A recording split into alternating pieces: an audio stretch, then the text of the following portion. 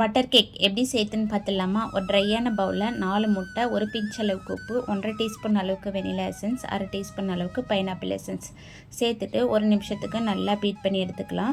1 நிமிஷம் நல்லா பீட் பண்ணதுக்கப்புறம் 2 கப் அளவுக்கு பவுடர் சுகரை கொஞ்சம் கொஞ்சமாக சேர்த்து நல்லா க்ரீமியாக வர வரைக்கும் பீட் பண்ணி எடுத்துக்கலாம். இந்த மாதிரி இருக்கணும். இது கூட 2 கப் அளவுக்கு மைதா மாவு, 1 டீஸ்பூன் அளவுக்கு பேக்கிங் பவுடர் மட்டும் சேர்த்துக்கோங்க. பேக்கிங் சோடா தேவைப்படாது. நல்லா ஜலிச்சு வச்ச மாவை கொஞ்சம் கொஞ்சமாக சேர்த்து இந்த மாதிரி நல்லா மிக்ஸ் பண்ணி எடுத்துக்கோங்க. 1 கப் அளவுக்கு பாலில் 100 கிராம் அளவுக்கு பட்டர் சேர்த்துட்டு அடுப்பில் வச்சு பட்டர் கரையிற வரைக்கும் நல்லா மெல்ட் பண்ணி எடுத்துக்கலாம். பால் சூடாக இருக்கும் போதே பேட்டரில் சேர்த்து நல்லா கைவிடாமல் மிக்ஸ் பண்ணிட்டிங்கன்னா இந்த மாதிரி சூப்பராக இருக்கும். ஒரு ஸ்கொயர் டின்னில் மாற்றிட்டு 180 டிகிரிக்கு 10 நிமிஷம் ப்ரீஹீட் பண்ணி வச்சுருக்க ஓவனில் 40லேருந்து 45 நிமிஷம் பேக் பண்ணி எடுத்துக்கலாம். ஓவன் இல்லாதவங்க பெரிய கடாயில் கூட வச்சு சூப்பராக பேக் பண்ணி எடுத்துக்கலாம்.